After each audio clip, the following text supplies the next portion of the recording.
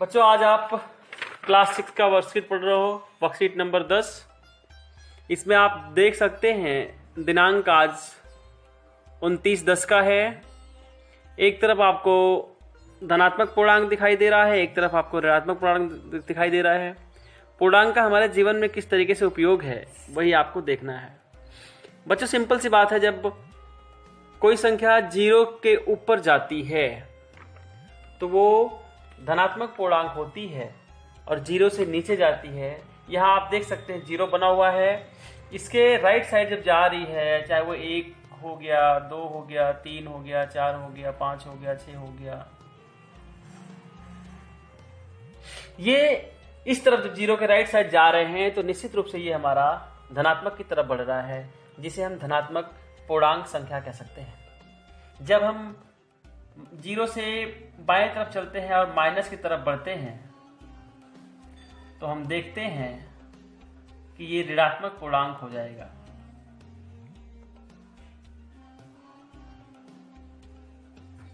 इस तरह से संख्या बढ़ती चली जाएगी। बच्चों सिंपल सी बात आपको देखनी है, 0 के राइट साइड आप जा रहे हो, 0 से प्लस की तरफ जा रहे हो, 0 से ऊंचाई की तरफ जा रहे हो, तो इसका मतलब है कि आप धनात्मक की तरफ बढ़ रहे हैं। और 0 से नीचे की तरफ जा रहे हैं तो इसका मतलब है कि आप ऋणात्मक की तरफ बढ़ रहे हैं। ठंडी के मौसम में आप सुनते होंगे टेम्परेचर की बात आती है, तापमान की बात आती है। तापमान ठंडी में या गर्मी में जब भी आप ध्यान देते होंगे टेम्परेचर कभी घटता है कभी बढ़ता है। तापमान 0 से 29 डिग्री सेल्सियस जो आपकी किताब में दिया हुआ है, इसको आप +29 डिग्री सेल्सियस कहते हैं।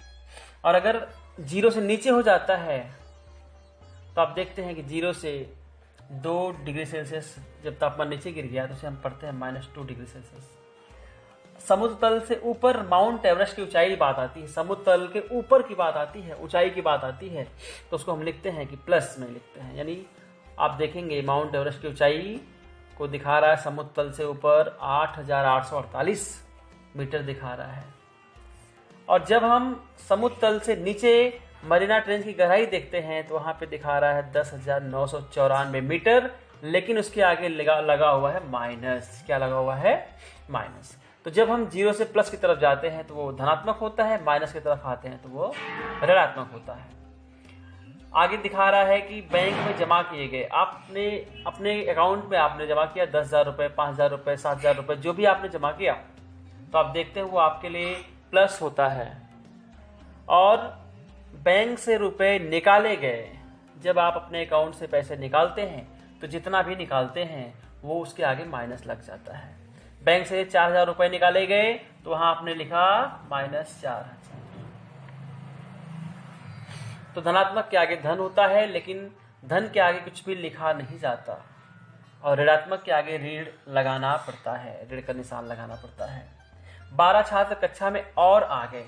एक कक्षा में मान लीजिए 20 छात्र पहले से थे और बाद में बोला गया 12 छात्र और आ गए तो +12 हो गया। एक क्लास में मान लीजिए 2 छात्र कक्षा से स्थानांतरित हो गए। एक क्लास में मान लीजिए 25 छात्र थे, किसी काम से 10 छात्र निकल गए तो वहां हो जाएगा -10, तो ये माइनस हो गया। जमीनी स्तर से 11 मंजिल के ऊपर को हम +11 बोलते हैं और आप जमीनी स्तर से 1 मंजिल नीचे की पार्किंग को हम -1 बोलते हैं। सिंपल सी बात आप देखेंगे हर जगह 0 के ऊपर जाने पर धनात्मक और 0 के नीचे आने पर ऋणात्मक, यही पूर्णांक चल रहा है। बच्चों जब आप 10,000 रुपये कमाते हैं तो वहाँ पे लिखा जाता है +10,000 और आपने जो खर्च किया, आपने रुपये 400 खर्च कर दिए तो वहाँ पे लिखा गया -400। तो ये है धनात्मक और ऋणात्मक।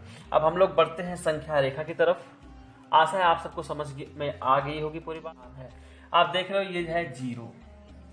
तो 0 किससे मैंने कहा 0 के प्लस की तरफ बढ़ते हैं जब, तो ये हो जाता है धनात्मक पूर्णांक। 0 से राइट की तरफ जाते हैं तो हो जाता है धनात्मक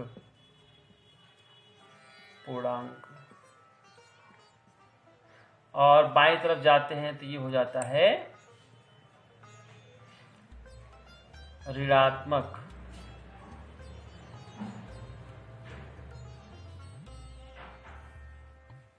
पूर्णांक। अब जैसे मुझे दिखाना हुआ +4, संख्या रेखा पे मुझे +4 दिखाना है, तो 0 आपका मैं एक अलग से बना दे रहा हूं, ये हो गया 0। अब मुझे दिखाना है संख्या रेखा पर +3 दिखाना है, तो आप देखेंगे इसको हम एक बराबर भागों में बांटेंगे, 1 2 3 4 5, इधर भी 1 2 3 4 5, एक बराबर भाग में हम बांट देंगे। जो बीच की गैपिंग होगी, बीच की दूरी होगी, सभी में बराबर होना चाहिए। अब देखना हमको दिखाना है +3, तो आप देखेंगे प्लस की तरफ यानी धनात्मक की तरफ जाना है, मुझे 0 से राइट जाना है, 1 2 और 3। हमें +3 दिखाना है, +3 की तरफ हो गया। हमें ऋण 4 दिखाना है, तो ये ऋण 1 ऋण 2 ऋण 3 और ये ऋण 4, यानी ये रेखा ऋण 4 हो गई और ये रेखा धन 3 हो गई। इस तरह हम दिखा सकते हैं आराम से। संख्या रेखा पर 0 के दाईं ओर जाने पर जो भी अंक दर्शाया जाता है, बिंदु 0 से दूरी बढ़ जाने पर वो बढ़ जाता है, और संख्या रेखा पर 0 के बाईं ओर जाने पर दर्शाए गए अंकों का मान बिंदु 0 से दूरी बढ़ जाने पर घट जाता है। प्यारे बच्चों, शून्य न ही धनात्मक पूर्णांक है और ना ही ऋणात्मक है। शून्य ना ही धनात्मक है और ना ही ऋणात्मक है। अब हम आगे बढ़ते हैं, पूर्णांक के बारे में कुछ और जानकारी जो आपको चाहिए। 0 सभी ऋणात्मक पूर्णांक से बड़ा होता है। प्यारे बच्चों, आपको पता है कि 0 के बाद यानी इधर जा रहे हैं तो ये घट रहा है, तो 0 ऋणांक आपका ऋणात्मक पूर्णांक कहाँ से स्टार्ट होता है? 0 से नीचे जाने पर, यानी ऋणात्मक पूर्णांक से 0 बड़ा है। और एक और बात, धनात्मक पूर्णांक से 0 छोटा होता है। 0 सभी ऋणात्मक पूर्णांक से बड़ा होता है, लेकिन यह सभी धनात्मक पूर्णांक से कम होता है। एक सबसे छोटा धनात्मक पूर्णांक है, एक सबसे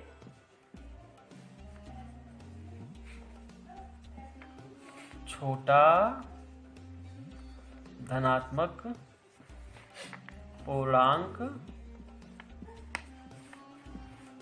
है। इसी भांति ऋण 1 सबसे बड़ा धनात्मक पूर्णांक है।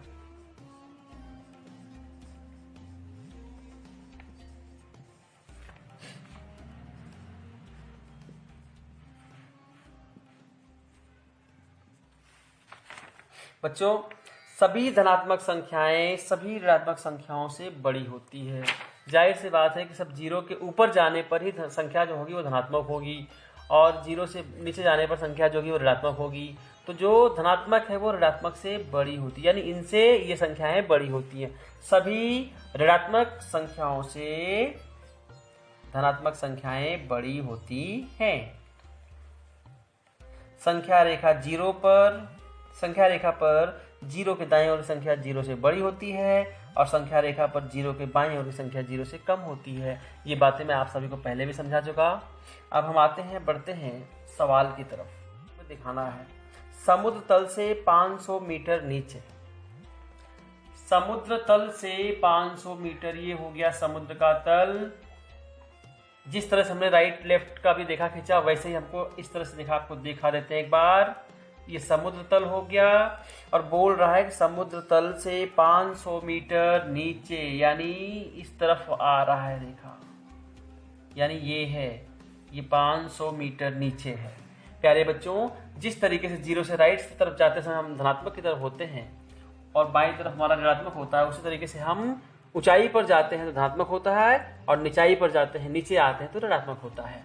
तो ये नीचे की तरफ जा रहा है, यानी संख्या हमारी हो जाएगी -500।